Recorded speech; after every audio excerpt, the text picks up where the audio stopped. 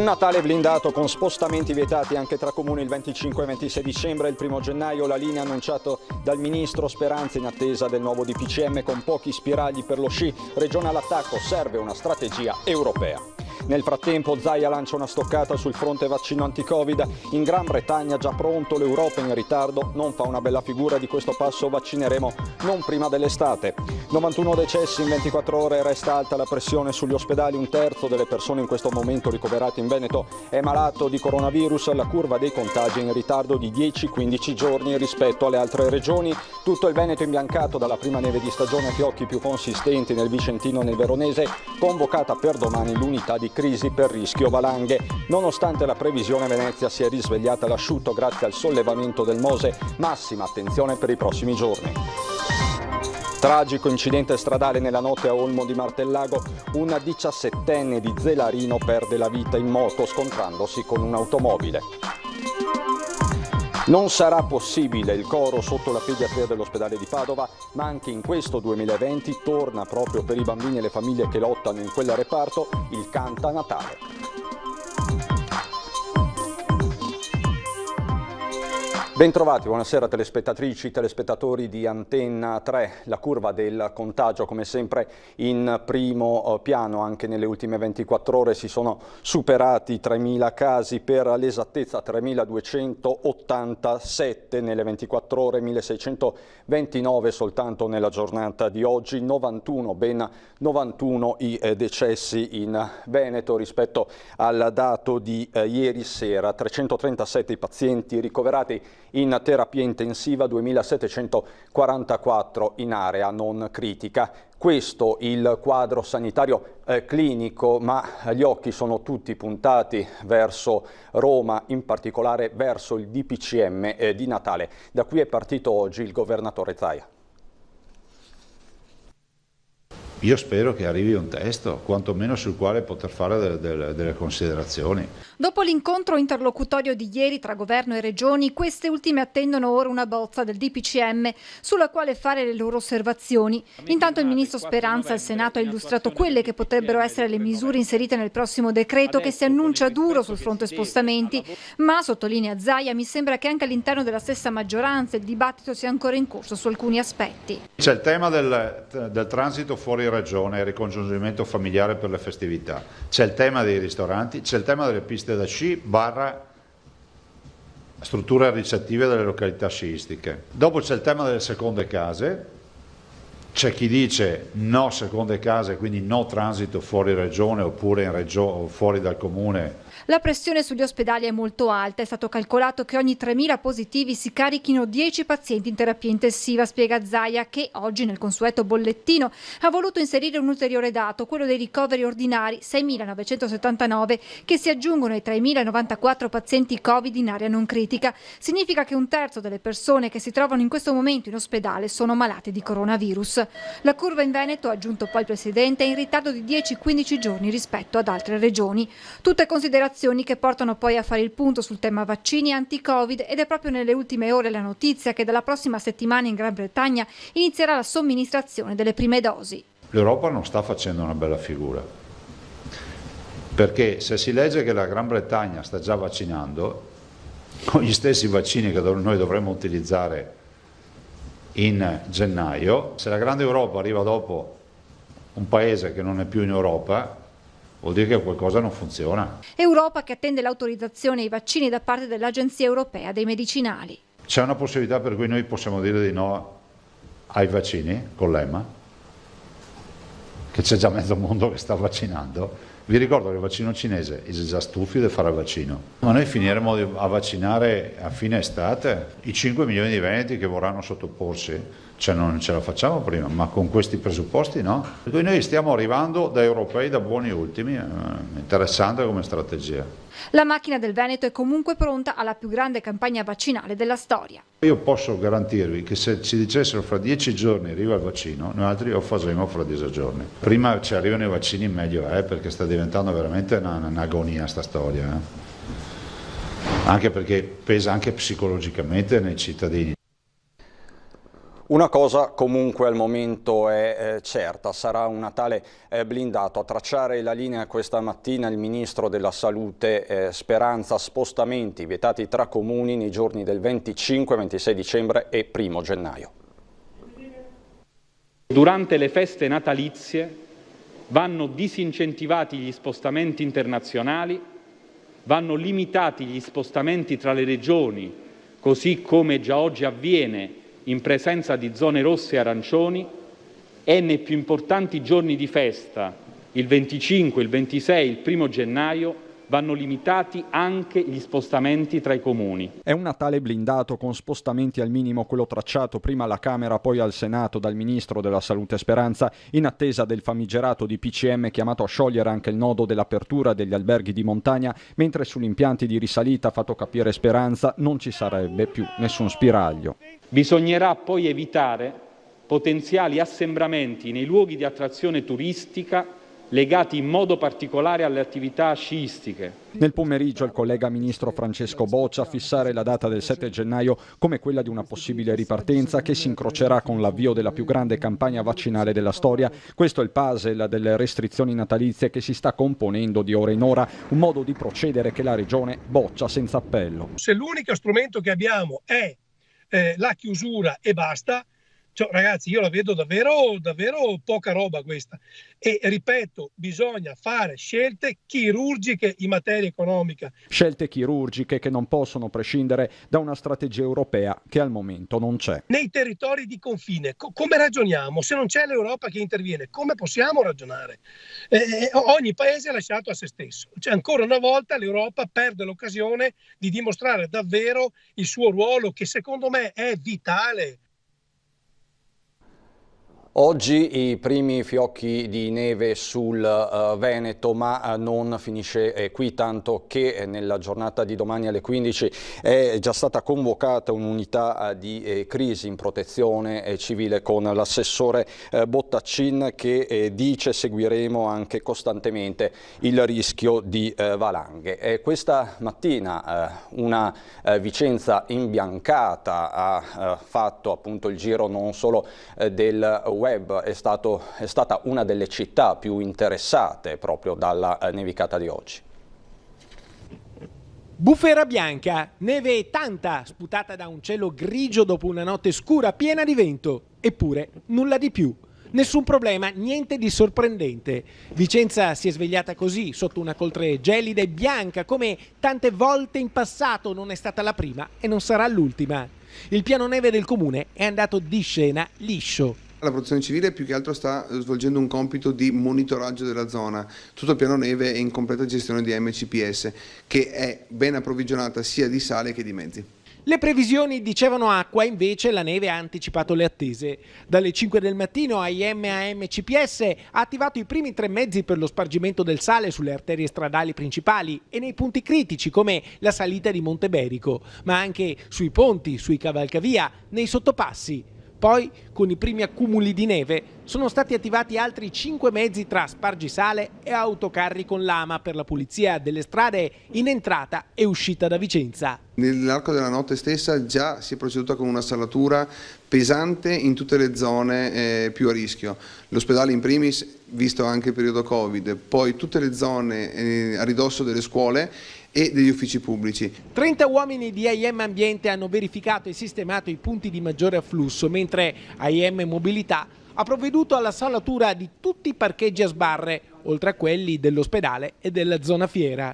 Le previsioni di ARPAV dicono che il maltempo continuerà anche nelle prossime ore, ma in città non sono previsti allarmi. Non dovremmo avere quel problema perché non dovremmo andare sotto zero nell'arco della notte e dovrebbero essere precipitazioni piovose e non di neve.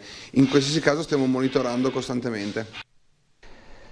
Neve caduta anche in montagna, ma è una neve che sa di beffa.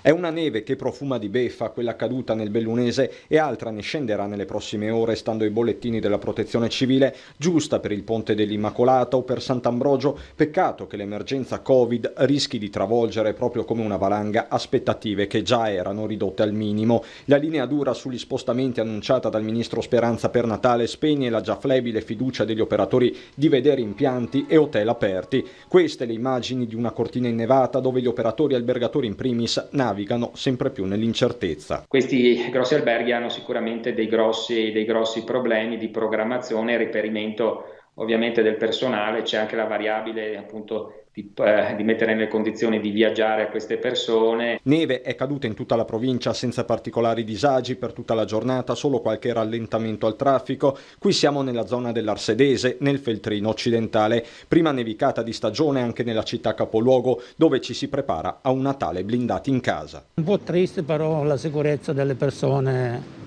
anche giusto così.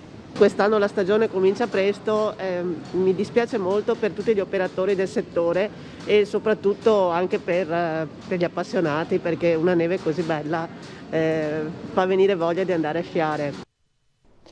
Venezia invece si è risvegliata all'asciutto grazie al sollevamento del Mose.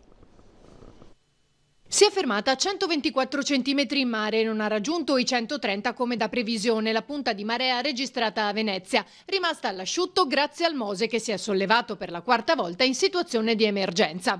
Particolarità questa volta è stato il sollevamento parziale delle dighe nelle bocche di porto di Malamocco, formata da 19 paratoie. Sono state sollevate le due schiere laterali e lasciato libero un varco centrale. Malamocco è stata alzata per ultima per consentire prima il passaggio di alcune imbarcazioni. Speriamo di passare questa ondata di maltempo, tra virgolette, dal punto di vista dell'acqua alta indenni. Speriamo che il Mose faccia il suo dovere. Nel frattempo appunto vanno avanti tutte le sperimentazioni e va avanti la nostra richiesta al governo perché la città sia coinvolta nelle scelte che riguardano il Mose, la laguna e il porto.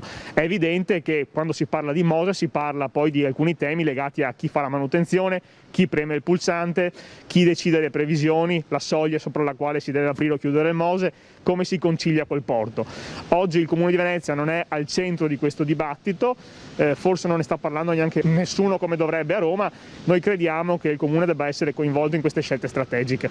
Per giovedì è prevista una punta di 110 cm alle 11:15, ma l'attenzione sarà massima per un picco di marea sostenuta previsto nella notte tra venerdì e sabato, in cui il Mose potrebbe entrare in funzione per la quinta volta. Tutta la protezione civile, il centro maree è ovviamente operativo, allertato in Smart Control Room e al centro maree. Siamo prontissimi a informare la cittadinanza di qualsiasi cambiamento. Rimaniamo nel veneziano per un incidente stradale. A perdere la vita a Olmo di Martellago un ragazzo di 17 anni. Ha perso la vita ad Olmo di Martellago, mentre la sera rincasava in moto dalla visita ad un amico di Trevignano. Oggi la comunità di Zellarino è in lutto per la scomparsa di Nicola Spovolato, deceduto ad appena 17 anni, compiuti da poco, studente allo Zuccante di Mestre, appassionato di calcio, centravanti in diverse squadre del territorio. Tra via Selvanese e via Dosa l'impatto con l'auto guidata da un 36enne è stato violentissimo, sbalzandolo sull'asfalto a qualche decina di metri dall'impatto. Allertati da alcuni residenti, i sanitari del SUEM hanno tentato invano di rianimare il giovane, ma i traumi riportati erano troppo gravi. Il giovane si è spento attorno alle 22:30, lascia i genitori e 3 sorelle. I rilievi sono stati eseguiti dai carabinieri, cui spetta il compito di ricostruire l'esatta dinamica dell'incidente. Sul posto anche i vigili del fuoco per la messa in sicurezza dei mezzi che sono stati posti sotto sequestro. Maxi operazione contro lo spaccio di droga tra Veneto e Toscana, Maxi Blitz in Polesine.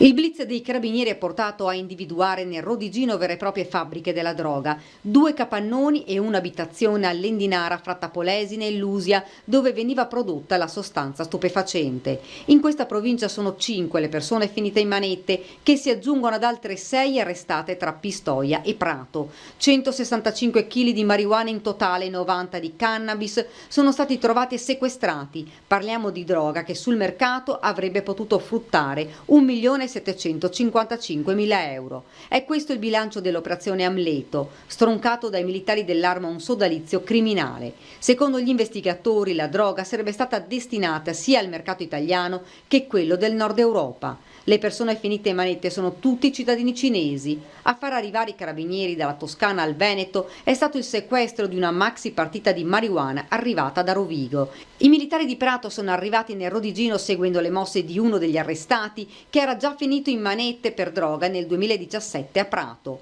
Gli arrestati sono tutti clandestini, senza fissa dimora ed hanno un'età tra i 36 e i 66 anni. Nella serra scoperta nel Veneto sono state trovate 610 piante di marijuana in vaso di varie dimensioni. Gli arrestati sono stati sorpresi a confezionare 25 kg di infiorescenze e nell'essiccazione di altri 20 kg di sostanza per un totale di 45 kg. Se venduta, spiegano i carabinieri, avrebbe fruttato circa 315.000 euro. L'impianto elettrico era stato allacciato abusivamente alla rete pubblica ed il processo di maturazione della pianta veniva ridotto da 3 a 2 mesi utilizzando dei fertilizzanti con ormoni.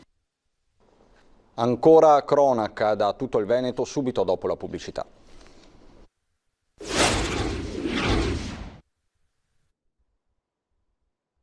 Di nuovo in studio per raccontarvi la storia davvero paradossale di una studentessa bassanese.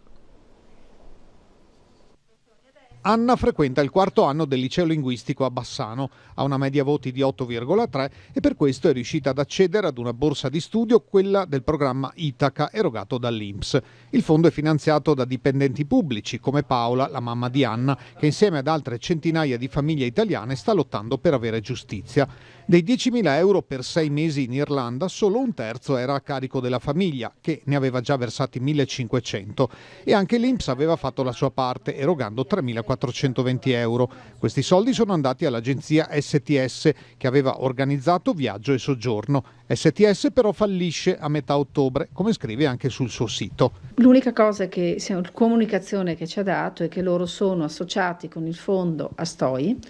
Il fondo Astoi è il loro fondo assicurativo e risulta nell'articolo 20 del contratto che noi abbiamo firmato con STS e dovrebbe essere il fondo Astoi a doverci risarcire. Il fondo Astoi precisa a tutte le famiglie coinvolte e anche sul suo sito che non essendo quello un pacchetto turistico di vacanza studio, il rimborso non è dovuto.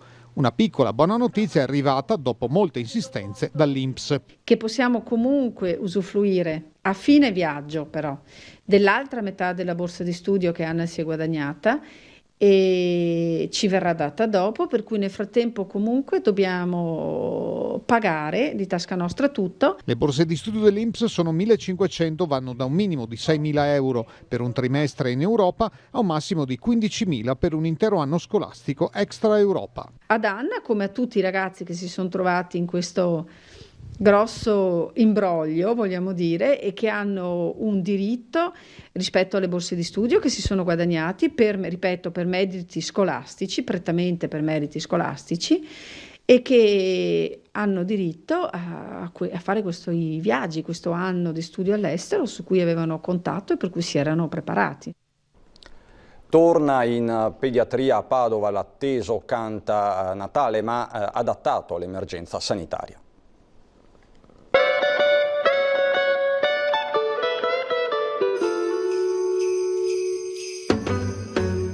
Il jingle è inconfondibile, riecheggerà sulle note di Jingle Bells Rock, il Canta Natale 2020 per i bambini ricoverati nel reparto di pediatria dell'azienda ospedaliera di Padova. Giunta al terzo anno, questa manifestazione non potrà dare vita al coro festoso che aveva attirato 5.000 persone alla pioggia e al gelo nel Natale 2019 causa coronavirus.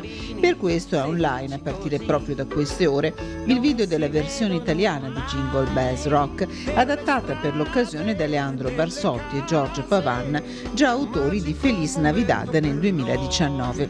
Ospiti di eccezione personaggi e bambini del mondo musicale veneto, coverman per qualche istante di Renato Zero, Giovanotti, Zucchero, Vasco e molti altri. Il coronavirus non ferma lo spirito natalizio e il desiderio di portare gioia ai bambini ricoverati. Per questo, al posto dell'emozionante corteo, si invitano i padovani a registrare un video con la loro personale versione della canzone da inviare a info@cantanatale.it o a pubblicarlo sulla propria pagina Facebook taggandolo @cantanatale. Dal Veneto è tutto anche per questa sera, adesso ci sono le previsioni del tempo, buon proseguimento.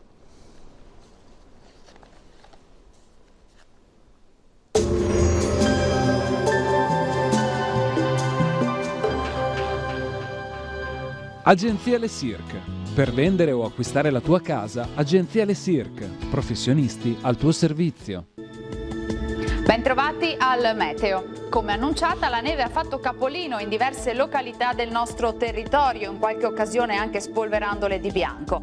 Nella giornata di giovedì 3 dicembre, temporaneo miglioramento del tempo. Nel dettaglio, sul Veneto il cielo risulterà molto nuvoloso fino a parte della mattinata, precipitazioni diffuse con neve inizialmente fino ai fondovalle, intorno ai 600-800 metri, in seguito in pianura tendenza ad esaurimento dei fenomeni con nuvolosità anche meno compatta e con la comparsa di qualche schiarita. Temperature minime intorno allo 0 o di poco sopra, valori massimi invece tra i 4 e i 7 gradi all'incirca. Ci spostiamo ora sul Friuli Venezia Giulia, anche qui il cielo risulterà molto nuvoloso o coperto con deboli piogge, più asciutto invece entro sera. Temperature minime tra 2 e 4 gradi, massime sui 5-6 all'incirca.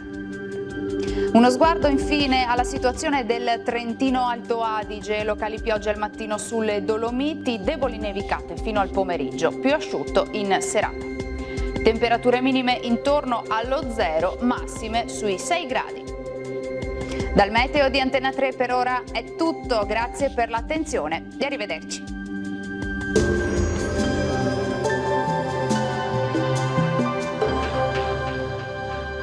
Agenzia Le Cirque. Per vendere o acquistare la tua casa, Agenzia Le Cirque. Professionisti al tuo servizio.